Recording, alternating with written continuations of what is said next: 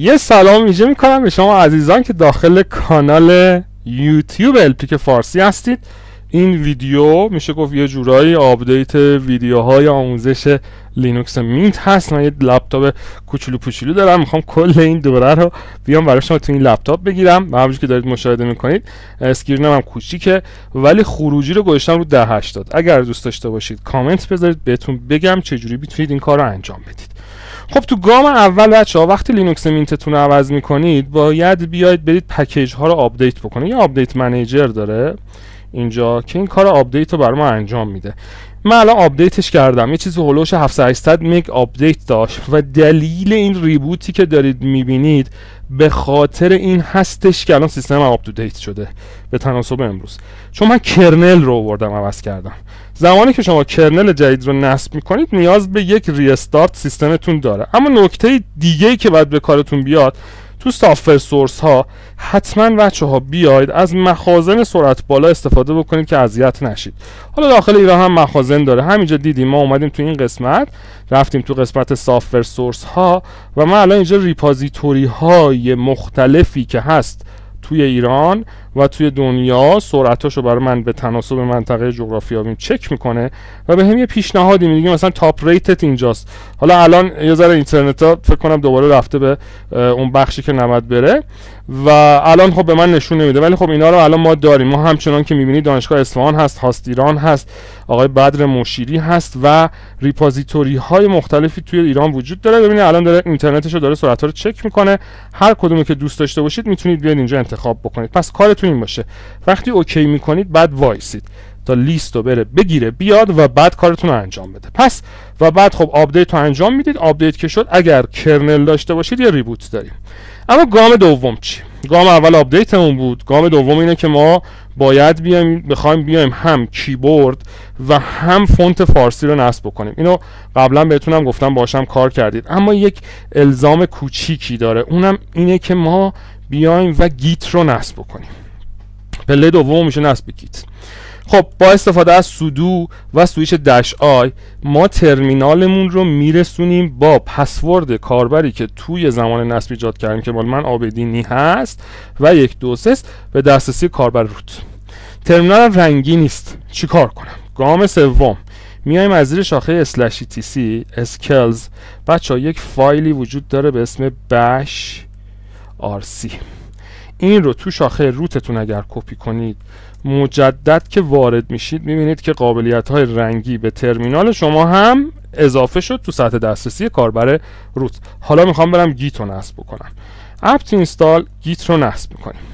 گیت رو که نصب کردیم حالا میتونیم باهاش بیایم بچه‌ها یه وای هم بعد بزنیم یه یس میزنیم بره جلو. حالا بعد بیایم بریم باهاش چیکار کنیم؟ پروژه هایی که دلمون میخواد. وارد وبسایت آبدین ایلرن که میشید اینجا من برای شما مقاله های آموزشی این زیر گذاشتم که یکیش نصب به فونت فارسیه که مراحلش رو بهتون یاد میدم و نوشتم براتون، میتونید برید ازش استفاده بکنید. و عرضم به حضورتون که بذارید یه بار دیگه من این سایت رو باز بکنم.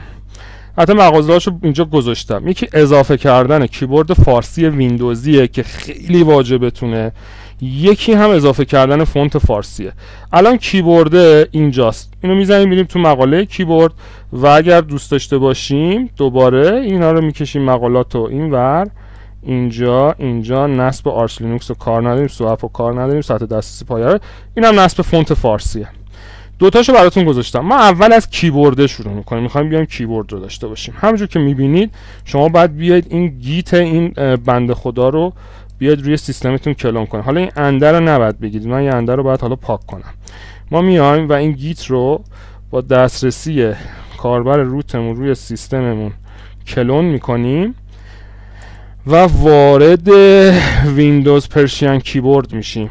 یه فایل اینستال داره، /install رو میزنیم، به ما یک پیغامی میده، میگه آقا شما این رو نیاز دارید که روی سیستمتون این ابزار رو داشته باشید.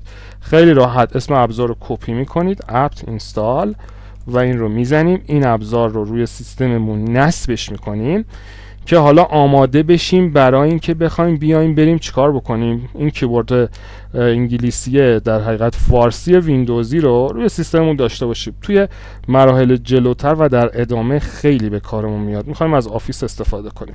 مجدد من اینستال رو میزنم و اینجا به من پیغام ساکسسفول رو میده. حالا چیکار باید بکنم؟ حالا میام تو منوی استارتم و اینجا میزنم کیبورد رو باز میکنم. صفحه مربوط به کیبورد برای من الان باز بشه و کیبورد باز شد. تو لایات که برید بچه ها، اینجا این پایین گزینه اضافه رو که بزنید، به علاوه رو که بزنید، اینجا ما میزنیم پرشین و نوشته پرشین ویندوز. خیلی راحت این رو اضافه میکنید و حالا هم فونت فارسی دارین هم کیبوردش رو دارید و ما میتونیم بیایم اینجا استفاده بکنیم. یه بخشی هم وجود داره آپشنز که تشریف میبرید برای سویچ کردن لایات. من از آلت و شیفت استفاده میکنم. میام آلت و شیفت رو انتخاب میکنم، کلوز میکنم و میبندمش. حالا هم زبون فارسی دارم هم کیبورد فارسی ویندوزی دارم. هر جا دلم بخواد با آلت و شیفت شروع میکنم فارسی تایپ کردن. این کار اول بود. کار دوم چیه؟ فونت. بعد بیام بریم فونت ها رو هم نصب بکنیم. پروژه فونت یه گیتی داره بچه‌ها که این گیت جذابیه. ما این گیت رو واردش که بشیم یه اسکریپت به ما میده. من کافیه وارد این لینکش بشم و خودش یه دونه هم بخش کلون داره. میتونم بیام این گیت رو سیستمم کلون کنم و هم میتونم بیام از اسکریپتش استفاده کنم. دو تا راهش رو به من داده. یا این اسکریپت رو استفاده میکنیم یا میایم این گیت رو کلونش میکنیم و قسمت فورت میشه گفت فارسی فونت اس رو میزنیم. هیچ کدومش فرقی نمیکنه. کافیه این رو من اینجا کپی کنم، میارم تو همین ترمینالم، با دسترسی کاربر روت هم که هست اون رو اجراش میکنم. ببینید برای من میاد اول اینو میگیره. حالا کدوم فونت ها رو میخواید؟ آلش میشه 37. من میگم همه فونت ها رو برای من نصب کن. خودش اتوماتیک میاد فونت ها رو براتون دانلود میکنه. حالا این نصب فونت تو کاربرای دیگه هم اتفاق میفته، نیاز به دسترسی روت ندارید. میاد دونه دونه فونت ها رو برای من دانلود میکنه، بسته به سرعت اینترنتتون براتون اونها رو نصب میکنه و در آخر یه پیغام بهتون میده، میگه میخواید پاکشون بکنیم؟ که من بیشتر مواقع میذارم پاک شه، چون واقعا نیازی به این ندارم که این فایل های فونت تو هوم دایرکتوری من بمونه.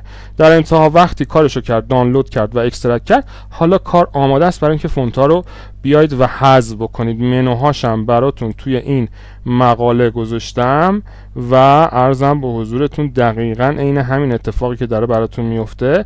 دونه دونه میاد اینا رو برای شما دانلود میکنه. گزینه 37 رو میزنید و در انتها میگه میخواید دیلیتش بکنم، شما میزنید یس و فایل دیلیت میشه. حالا یک میشه گفت فولدر دات فونت براتون ایجاد کرده که فونت ها رو براتون نصب کرده. ویدیوهاش هم بخواید این زیر براتون گذاشتم. پس این مراحل رو شما باید روی سیستمتون در بدو ورودتون داشته باشید که بعداً اگر ما بریم سراغ آفیس و گزینه‌های آفیس به مشکل نخورید و اگر یه زمانی هم خواستید یه جا سرچ فارسی انجام بدید، کیبورد فارسی داشته باشید. و خوبی این کیبورد هم اینه که دقیقاً میشه گفت چیدمان کلیداش ویندوزیه. برای شمایی که از ساختار ویندوز اومدید و یه مقداری با کیبورد لینوکسی که کیبورد لینوکسی استاندارده ولی ما باهاش کار نکردیم و خود من هم خیلی مواقع اذیت میشم، یه موقعی هم دارید میبینید از پشت لینوکستون پشت سیستم ویندوزی و اونجا کیبوردش فرق میکنه. حالا همین کیبورد ویندوزی رو روی لینوکستون هم داشته باشید، بر نمیخوره بهتون. خب اینم میگه میخواید دیلیت کنم، میگم یس و شروع میکنه آپدیت کردن و پاک کردن و اتفاقاتی که داره میفته. امیدوارم پس این سه تا کار رو حتما روی سیستماتون انجام بدید. یک، آپدیت بکنید. دو، یک آپدیت خواستید بکنید ریپوزیتوریتون رو عوض بکنید. دو، گیتو نصب بکنید. وقتی گیتو نصب کردید بیایید برید پروژه کیبورد رو داشته باشید و از اون ور فونت های فارسی. تا ویدیوهای بعدی شما رو به خدای بزرگ میسپارم. موفق باشید.